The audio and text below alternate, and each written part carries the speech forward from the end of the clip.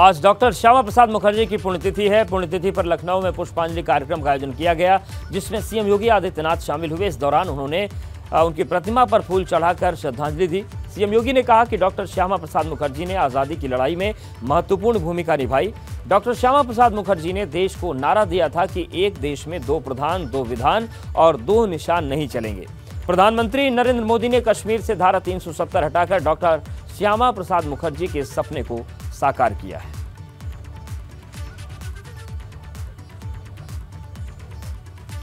तो डॉक्टर श्यामा प्रसाद मुखर्जी की आज पुण्यतिथि है और इस मौके पर सीएम योगी ने उन्हें श्रद्धांजलि अर्पित की। भारत की औद्योगिक नीति को आगे बढ़ाने का एक अवसर प्राप्त हुआ था, लेकिन बाद में जब डॉक्टर श्यामा प्रसाद मुखर्जी जी ने इस बात को देखा कि आज़ादी जिन मूल्यों और जिन आदर्शों को लेकर के प्राप्त हुई थी, तत्कालीन सरकार उससे विमुख होकर के तुष्टीकरण की पोषक नीतियों को आगे बढ़ाने का कार्य कर रही है, तो उन्होंने सरकार से अलग हट करके बाद में भारतीय जनसंघ के संस्थापक अध्यक्ष के रूप में कार्य करना प्रारंभ किया था। भारतीय जनसंघ के अध्यक्ष के रूप में उन्होंने सरकार के उन तुष्टीकरण कोष से जुड़ी हुई उन सभी नीतियों का खुल करके विरोध किया। देश की आज़ादी की लड़ाई में उन्होंने महत्वपूर्ण भूमिका का निर्वहन किया। देश के विभाजन की त्रासदी को रोकने के लिए और पूरे बंगाल को अंग्रेजों की कुटिलता से बचाने में डॉक्टर श्यामा प्रसाद मुखर्जी जी जैसे राष्ट्र नायकों का एक बड़ा योगदान रहा है। पटना में विपक्षी दलों की बैठक चल रही है। विपक्ष के 14 दलों से ज्यादा नेता शामिल हैं। सपा अध्यक्ष अखिलेश यादव भी बैठक में मौजूद हैं। लोकसभा चुनाव 2024 की रणनीति पर महामंथन चल रहा है। बिहार की राजधानी पटना में भाजपा के खिलाफ लड़ने की रणनीति तैयार कर रहे हैं। देश के बड़े बड़े चेहरे देखे, पश्चिम बंगाल की मुख्यमंत्री ममता बनर्जी और पंजाब के मुख्यमंत्री भगवंत मान, दिल्ली के मुख्यमंत्री अरविंद केजरीवाल, राघव चड्ढा आपको नजर आ रहे हैं और कांग्रेस प्रदेश अध्यक्ष मल्लिकार्जुन खड़गे, राहुल गांधी तस्वीर में नजर आ रहे हैं। तो देश के जो 14 बड़े नेता हैं वो यहां पर पहुंचे हुए हैं और इस पूरी बैठक को इस तरीके से प्रोजेक्ट किया जा रहा है कि ये दलों का महागठबंधन नहीं, ये भारतीय दिलों का महागठबंधन है। और नीतीश कुमार इस पूरे बैठक के संयोजक के रूप में भूमिका अपनी निभा रहे हैं। कोशिश है कि कुछ बेहतर यहाँ से कॉमन एजेंडा निकले। और ये देखिए, इस बैठक की तस्वीर हम आपको दिखा रहे हैं। उमर अब्दुल्ला आपको नजर आ रहे हैं, अखिलेश यादव नजर आ रहे हैं, साथ ही साथ जो विपक्षी दलों के प्रमुख चेहरे हैं, जो प्रमुख नेता हैं, वो इस वक्त आपको तस्वीर में दिख रहे हैं। और कोशिश यही है कि बिहार की राजधानी पटना से एक ऐसा कॉमन एजेंडा सामने आए जिसको आधार बनाकर सभी दल बीजेपी के खिलाफ, प्रधानमंत्री मोदी के खिलाफ एक मजबूत विकल्प के तौर पर उभर कर सामने आ पाए।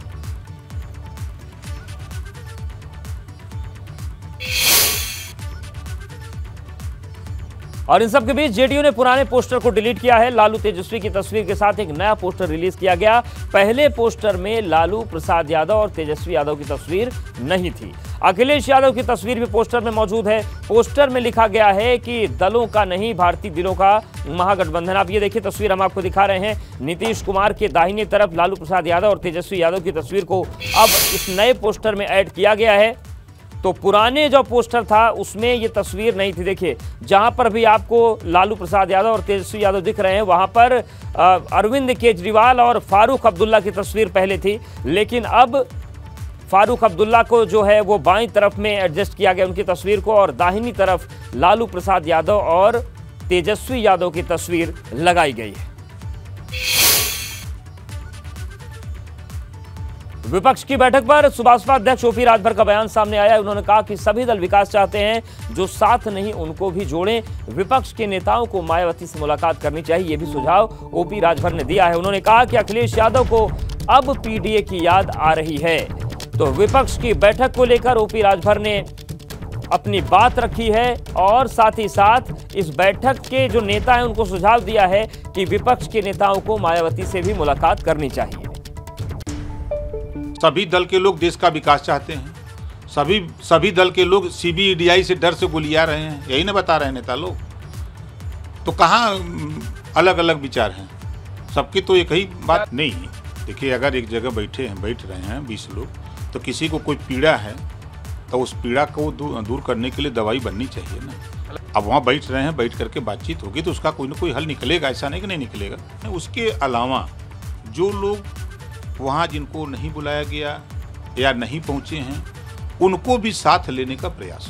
अब वहाँ जो बैठक में तय होता है, बैठक के बाद रणनीति बना करके जो और विपक्षी दल, जैसे आपने बसपा को लिया, लोक दल को लिया, आप सुभाषपा है या और जो भी लोग हैं, उनको साथ लेने के लिए पहल होनी चाहिए। हम कह रहे हैं जितने लोग 20 दल के लोग जुटे हैं, 20 दल के लोग मिले मायावती जी से और मायावती जी से बात समझावें। अगर वो एग्री नहीं होती हैं तो उन्हीं कहेंगे भाई चलो हम आप ही को प्रधानमंत्री मान लेते हैं। जब विपक्षी एकता की बात है तब उसमें न प्रधानमंत्री की कुर्सी की बात आती है, एकता की बात आती है। जो नेता जैसे माने उसको वैसे मना लेना चाहिए। अब उनका पीडीए का जो अर्थ वो समझा रहे हैं तो समझ नहीं, वो जो समझा रहे हैं तो हमारे समझ से तो वहाँ जो सामान्य वर्ग के लोग हैं, अगर जरा सा भी सूझबूझ हो तो दल छोड़ के चले जाना चाहिए था। अब वहाँ नहीं रहना चाहिए। जब वहाँ पीडीए की ज़रूरत है तो सामान्य वर्ग की क्या ज़रूरत है। और आज पीडीए दर्द आ रहे हैं। कल नाई, गोंडपाल, प्रजापति, कुम्हार, बिंद के वट, मल्ला, राजभर, चौहान, आरा, करकवंशी, बंजारा, बहलिया, खंघार नहीं याद आया? जाट गुजर याद नहीं आया? तब कहाँ थे? जब सत्ता 5 साल खुद चलाए तब याद नहीं आया सामाजिक न्याय समिति की रिपोर्ट लागू करना? तब याद नहीं आया कि हम 27% आरक्षण को बांट करके सबको हिस्सा दें? आज पीडीए याद आ रहा है। विपक्ष की इस बैठक को लेकर केंद्रीय मंत्री स्मृति ईरानी ने भी हमला बोला है। उन्होंने इस बैठक को हास्यास्पद बता दिया। उन्होंने कहा कि कांग्रेस अकेले मोदी को हराने में नाकाम है और कांग्रेस को मोदी को हराने में सहारे की जरूरत है। तो केंद्रीय मंत्री स्मृति ईरानी ने पटना में हो रही बैठक को लेकर सवाल भी उठाए हैं और इसे हास्यास्पद भी बताया है। उन्होंने कहा कि कांग्रेस अकेले मोदी को हराने में नाकाम है और कांग्रेस को मोदी को हराने में सहारे की जरूरत पड़ रही है।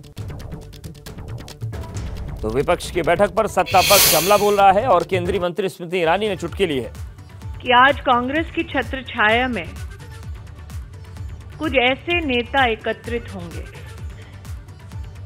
जिन्होंने आपातकाल के समय में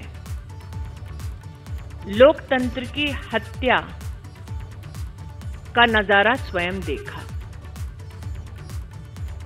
यह हास्यास्पद है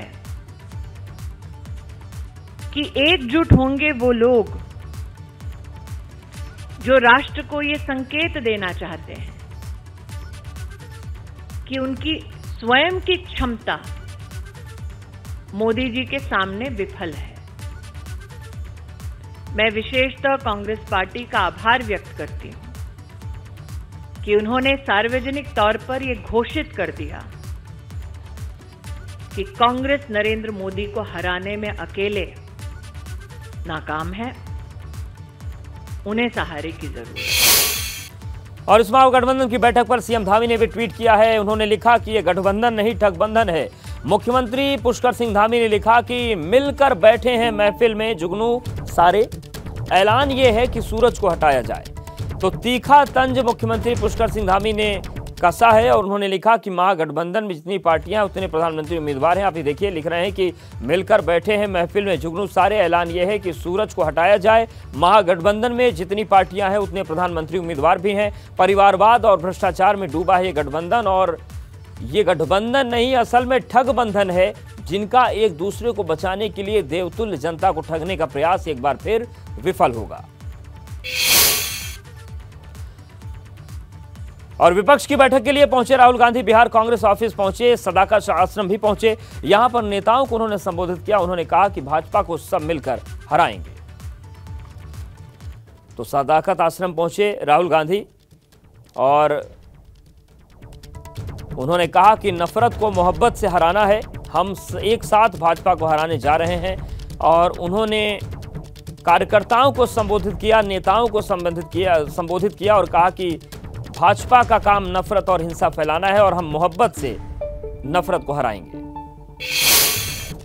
बीजेपी हिंदुस्तान को तोड़ने का काम कर रही है, नफरत फैलाने का काम कर रही है, हिंसा फैलाने का काम कर रही है और कांग्रेस पार्टी जोड़ने का काम कर रही है और मोहब्बत फैलाने का काम कर रही है।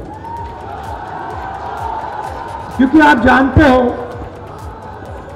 आप बहुत अच्छी तरह जानते हो कि नफरत को नफरत से नहीं काटा जा सकता है।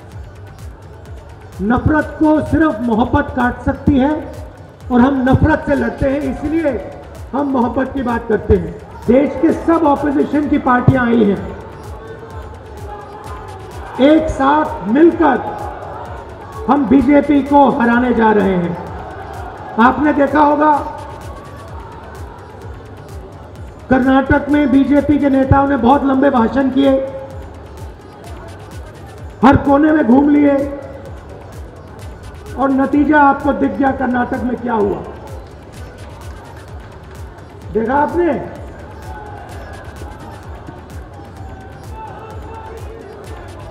तो बीजेपी कह रही थी कि उनकी बहुत भारी जीत होगी और नतीजा आपने देख लिया। जैसे ही कांग्रेस पार्टी एक साथ खड़ी हो गई, और मैं आपको स्टेज से कह रहा हूं, इस स्टेज से कह रहा हूं, तेलंगाना में, मध्य प्रदेश में, छत्तीसगढ़ में, राजस्थान में आपको बीजेपी नहीं दिखाई देगी, कांग्रेस पार्टी जीत के दिखाएगी।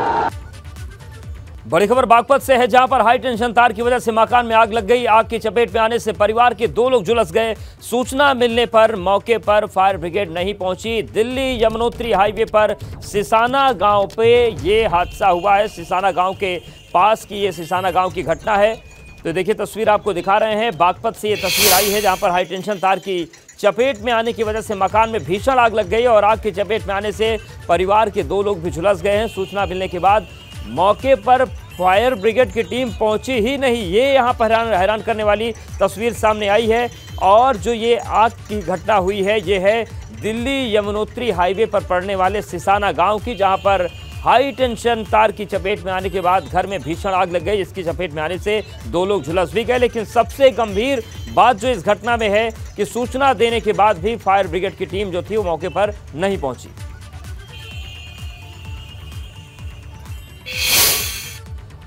और वहीं बलिया से एक तस्वीर सामने आई, जहां पर ताड़ के पेड़ पर आकाशीय बिजली गिरने से उसमें आग लग गई।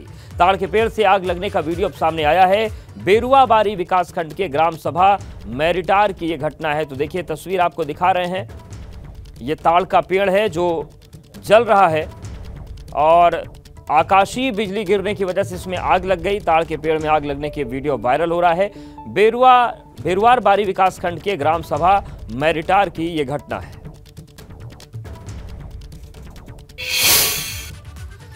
बड़ी खबर कानपुर से है। ऑटो पार्ट्स की दुकान में भीषण आग लग गई है। फायर ब्रिगेड की गाड़ियों ने आग पर काबू पाया।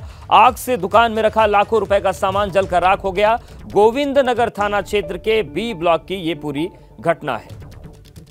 तो कानपुर की तस्वीर आपको दिखा रहे हैं, जहां पर ऑटो पार्ट्स की दुकान में भीषण आग लग गई। फायर ब्रिगेड की गाड़ियों ने आग पर काबू पाया।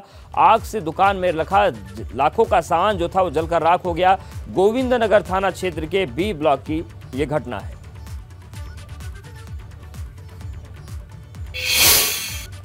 शाहजहांपुर में दर्दनाक सड़क हादसा हुआ है। एक बाइक को 4 व्हीलर गाड़ी ने टक्कर मार दी। बताया जा रहा है कि एक ही बाइक पर 6 लोग सवार थे और इनमें से 5 लोगों की मौत हुई है, जबकि एक बच्ची की जान बच गई। मृतक शादी समारोह से घर लौट रहे थे। वहीं शाहजहांपुर में दर्दनाक सड़क हादसा हुआ है। एक बाइक को 4 व्हीलर गाड़ी ने टक्कर मार दी। बताया जा रहा है कि एक ही बाइक पर 6 लोग सवार थे और यह हादसा हुआ है। वहीं नोएडा के एपीजे स्कूल में भी हादसा हुआ है। स्विमिंग पूल में एक सीए की मौत की खबर सामने आ रही है। निशांत नाम के युवक की मौत हुई है। पुलिस ने शव को पोस्टमार्टम के लिए भेजा है। सीसीटीवी कैमरों से पूरे मामले की जांच की जा रही है। तो नोएडा का नामी स्कूल है एपीजे, जहां पर यह हादसा हुआ है। स्विमिंग पूल में एक सीए की मौत हो गई। सीए का नाम निशांत बताया जा रहा है। पुलिस ने शव को पोस्टमार्टम के लिए भेज दिया है। सीसीटीवी कैमरों से अब जांच पूरे मामले की जा रही है। और बड़ी खबर लखनऊ से है। यूपी बोर्ड के पाठ्यक्रम में वीर सावरकर की जीवनी को शामिल किया गया है। 2023-24 के सत्र में नैतिक शिक्षा पाठ्यक्रम में यह जीवनी शामिल की गई है। चंद्रशेखर आजाद, अरविंद घोष, नाना साहेब की जीवनी गाथा भी शामिल की गई है। सीवी रमन, बेगम हजरत महल सहित 50 महापुरुषों की जीवनी को शामिल किया गया। कक्षा 9 से 12 तक के छात्र छात्राएं महापुरुषों की जीवनी पढ़ेंगे। यूपी भाजपा ने चुनाव के दौरान 50 महापुरुषों, स्वतंत्रता संग्राम सेनानियों की जीवन गाथा को शामिल करने का वादा किया था। यूपी बोर्ड के शासन को भेजे प्रस्ताव को मंजूरी के बाद माध्यमिक शिक्षा परिषद की वेबसाइट पर नैतिक शिक्षा के पाठ्यक्रम को जोड़ा गया है। बरेली में बिजली विभाग के एई और जेई आपस में भिड़ गए। ऑफिस के अंदर ही दोनों के बीच भिड़ंत हो गई। बताया जा रहा है कि अधिकारियों के बीच सीलिंग बुक के बदले 5000 रुपए की अवैध वसूली को लेकर विवाद हुआ और बात इतनी बिगड़ी कि मारपीट की नौबत आ गई। चीफ इंजीनियर राजीव शर्मा ने अधिशासी अभियंता को मामले की जांच रिपोर्ट सौंप दी।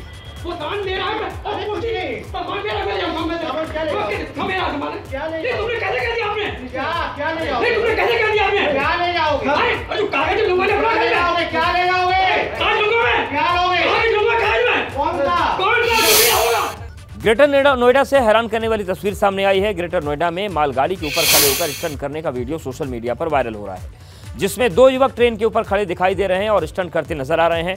बड़ी बात यह है कि यहां से रेल ट्रैक के पास से बिजली का हाई टेंशन लाइन भी गुजर रही है। ऐसे में अगर कोई हादसा हो जाता तो उसका जिम्मेदार तो कौन होता, ये सवाल है ही।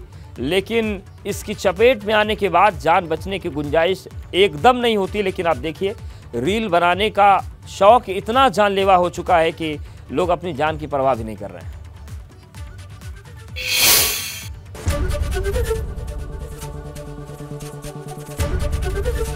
एबीपी गंगा, खबर आपकी, जुबान आपकी।